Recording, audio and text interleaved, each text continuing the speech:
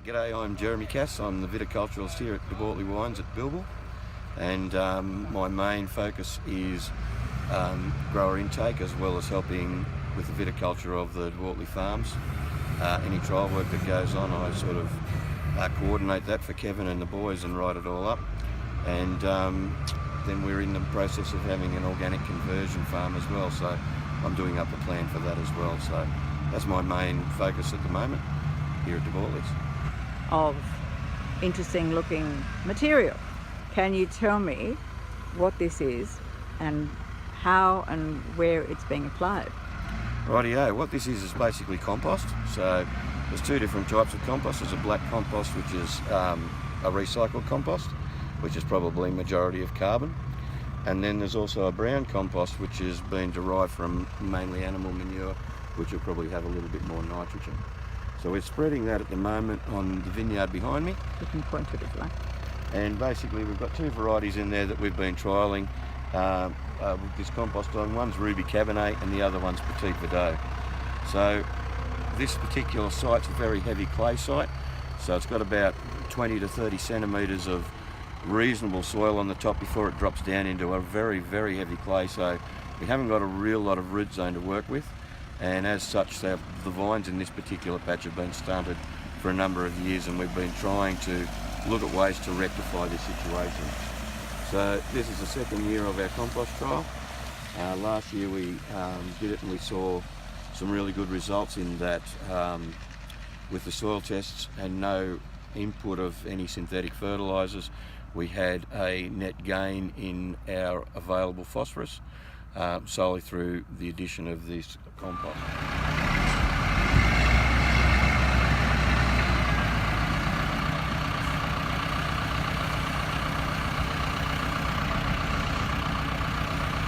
Very heavy clay site, so it's got about 20 to 30 centimetres of reasonable soil on the top before it drops down into a very, very heavy clay. So we haven't got a real lot of root zone to work with. And as such, the vines in this particular patch have been stunted for a number of years, and we've been trying to look at ways to rectify this situation. So this is the second year of our compost trial. Last year we did it and we saw some really good results in that with the soil tests and no input of any synthetic fertilisers. We had a net gain in our available phosphorus. One of the reasons we've put the compost on is to try and utilise that soil as best as possible to manage these grapes so that they can become productive or sustainable, I suppose is a better word. So you can see that there's compost going on under the vines here. One of the findings that we found that was that really stood out last year is when we had the field day. We were down here and we stuck a shovel in where we put the compost under the vines, and you'll see if we dig down here under this compost that's just been put out, it's fairly nice. It's nice and moist, so it's holding the water fairly well. But what we found, the main thing is when we dug in here, the shovel went in easily. When we went to the control and tried it, it was like trying to dig through concrete. So straight away we saw something that the compost was actually helping the soil tilth, and whether that was through increasing the organisms in the soil that were working the soil, increasing the amount of earthworms. We're still not sure, we haven't done any counts or anything on those sort of things as yet, but there was a definite improvement in the soil structure that we noticed where the compost was applied. Well, you can measure it with like a refractometer, sorry, excuse me for that.